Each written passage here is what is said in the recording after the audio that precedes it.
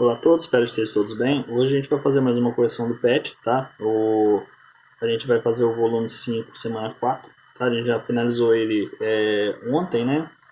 Mas a gente finalizou semana passada, perdão, mas eu tô mandando a correção agora porque tinha um prazo de entrega e tal, né? Então a gente vai fazer a correção dele agora. Tá? Então é o seguinte, olha só. Já partindo para as questões aqui, né? Ele fala sobre grandezas e proporções, tá bom? Bom, o conceito nosso aqui, vocês vão fazer a leitura aí depois, né? Aí ele fala assim que algumas grandezas podem estar relacionadas, variando proporcionalidade e tal. E aí ele dá alguns exemplos, tá? No fim, ele vai explicar para vocês que existem grandezas diretamente proporcionais e inversamente proporcionais. Isso vai depender do contexto do problema, tá? É fácil de identificar, então a gente vai ver isso aí diretamente nos contextos dos problemas que a gente vai ver a seguir aí, tá bom? Então, olha só. Bom, vamos lá primeiro então. Primeiro fala o seguinte, olha só. O preço de um litro de leite é R$ 3.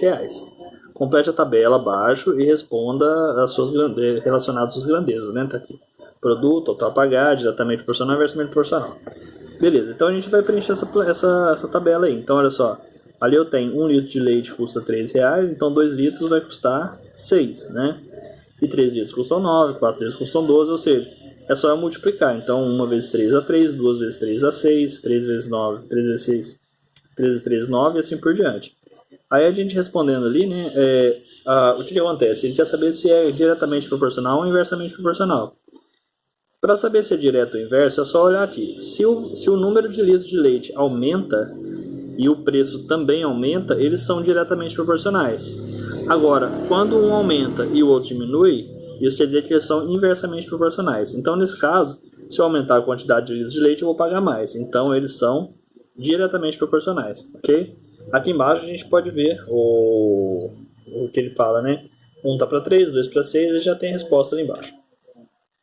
A número 2 fala assim: a tabela abaixo relacionada de duas grandezas inversamente proporcionais, velocidade média e tempo e tal, e por aí vai. Beleza. Então, olha só, de acordo com o cinemático, ele dá aqui a questão das velocidades e tudo mais, né? Aí ele fala assim, olha só. No caso acima, o produto de velocidade pelo tempo, em todas as colunas, resulta sempre no mesmo valor. Então, 600, né? Que corresponde à distância proporcional percorrida, que é de 600 km. A matemática, beleza, ele pede para calcular ali, bom? Ele deu as formulinhas aqui embaixo, isso aqui vocês vão estudar com mais tempo lá no ensino médio, primeiro colegial, né, um pouquinho no nono, e aí a gente vai completar essa tabelinha que tá ali, tá? Então o que acontece? Para todas, o que eu vou fazer? Eu vou usar a relação, eu quero achar o tempo. Então, se eu vou achar o tempo, eu vou ter que usar uma dessas relações que estão embaixo. Simplesmente eu vou substituir e vou resolver. Então, se em 20 minutos, com a velocidade de 20 km por hora, ele percorre um tempo de 30 minutos, de 30 horas, perdão. Com uma velocidade de 30, ele vai gastar 20 horas. Se ele tiver uma velocidade de 40, ele vai gastar um tempo de 15 horas. Se a velocidade for 60, vai gastar 10. Se for 80, vai gastar 7,5. Se for 100, vai gastar 6. Se for 125, se for 150, 4. Para todos, o que eu fiz? Eu peguei a distância percorrida e dividi pela velocidade. Aí eu vou achar o tempo, tá? Então o que acontece? É a terceira equação aqui de baixo, ó, t igual a d dividido por v. Aí o que acontece? Se eu aumento a velocidade, a gente pode ver ali, eu vou diminuir o tempo. Então o tempo vai caindo enquanto a velocidade vai aumentando. Isso quer dizer que as grandezas são inversamente proporcionais. Tá bom? Tá aqui as duas equações que vocês podem usar caso for calcular. Tá? Mas elas são inversamente proporcionais. Vamos para a próxima. Escreva a expressão algébrica que representa a situação descrita. E aí ele fez? Ele pegou e foi comprar.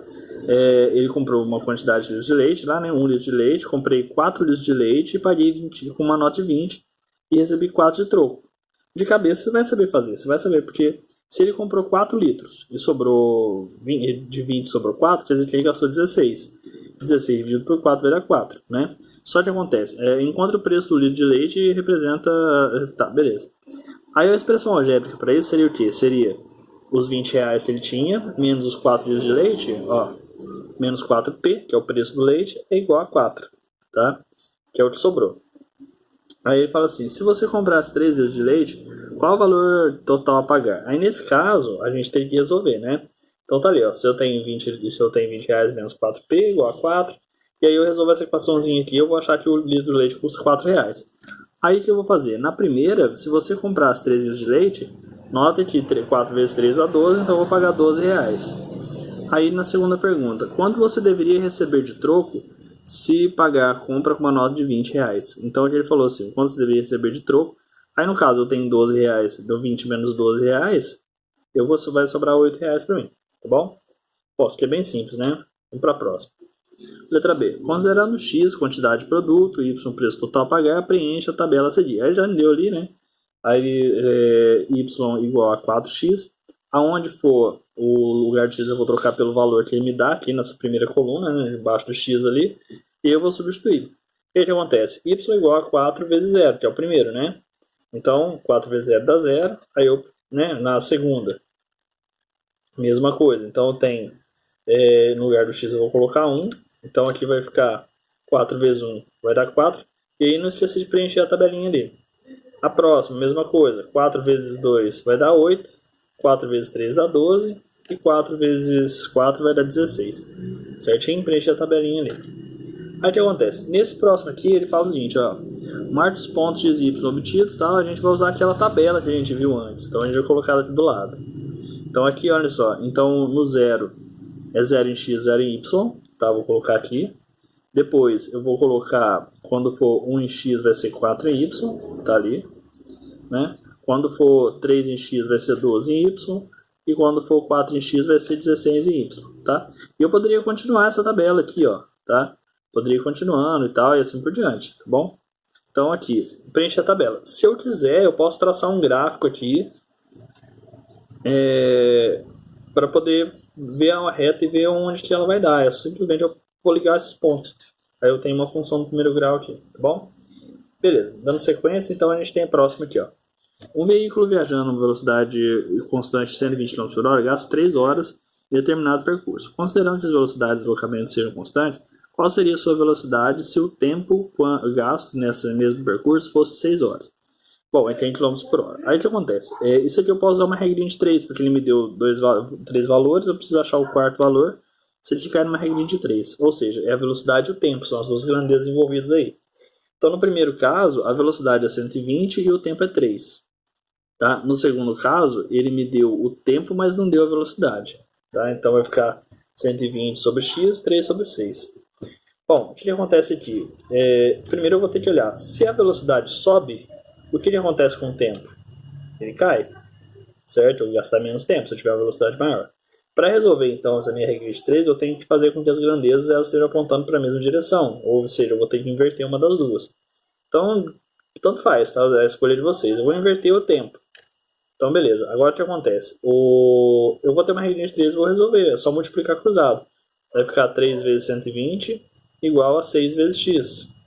3 vezes 120 dá 360, igual a 6x. Agora eu vou passar o 6 dividindo. Então 360 igual a x. 360 por 6 vai dar 60 km por hora. Bom, a gente coloca a resposta ali. E aí ele pergunta assim também, olha só.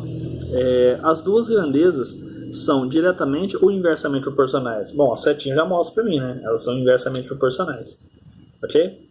Beleza, vamos para a próxima então. A número 5 fala assim, analise o gráfico abaixo e responda o que se pede. Certo? Aí ele fala assim, olha só, para fazer 2 kg de sorvete, preciso de quantos dias de leite? Aí simplesmente eu vou olhar no plano cartesiano ali, onde está os 2 kg de sorvete, o 2, e eu vou colocar, eu vou ver onde que ele projeta no leite. Então se é 2 ali, ele marca esse ponto A ali, vai dar 4 litros de leite, certo? Bom, a letra B. Com 8 litros de leite, posso fazer quantos quilogramas de sorvete?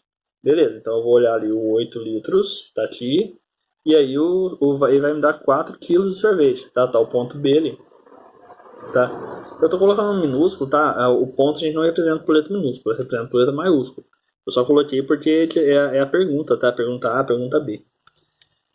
Na letra C, para fazer 5 kg de sorvete, preciso de quantos dias de leite? Bom, então eu vou olhar ali o sorvete, 5, né? Onde marcando 5 ali. Eu vou traçar o ponto C até, né? Tá aqui o ponto C. E vou dar 10 litros, né? 10 litros pra gente ali. A letra D pergunta assim, as duas grandezas são diretamente ou inversamente proporcionais? Bom, se a minha reta é crescente, a gente já tinha discutido isso antes, se ela é inclinada para cima, tá? Se na hora que eu vou olhando para a direita ela vai subindo, a gente pode falar que as grandezas são diretamente proporcionais, porque enquanto uma sobe, a outra também sobe. Então a gente fala que elas são diretamente proporcionais.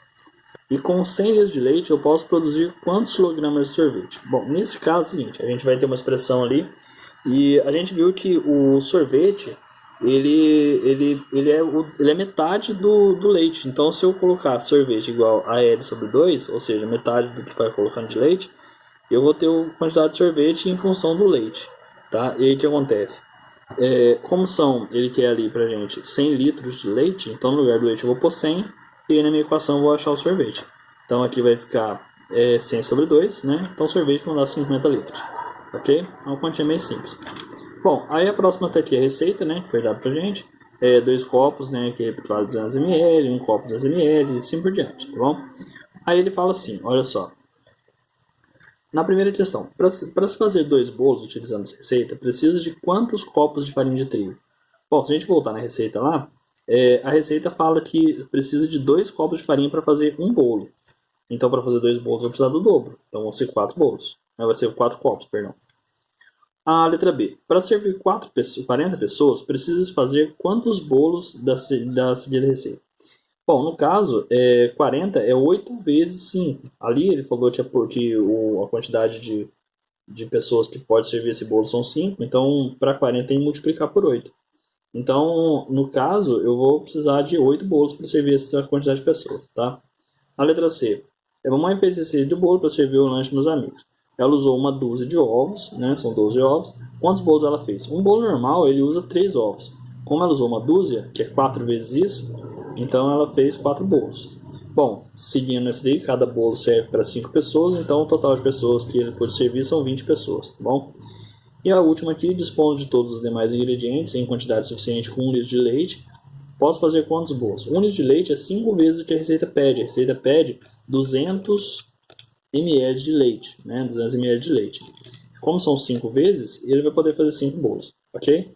Então tá. Bom, gente, é só isso, tá? Qualquer dúvida, entre em contato. Essa é a correção do PET, tá? Espero que vocês tenham gostado desse novo formato aí. Assim que for possível, eu vou fazendo assim também, tá bom?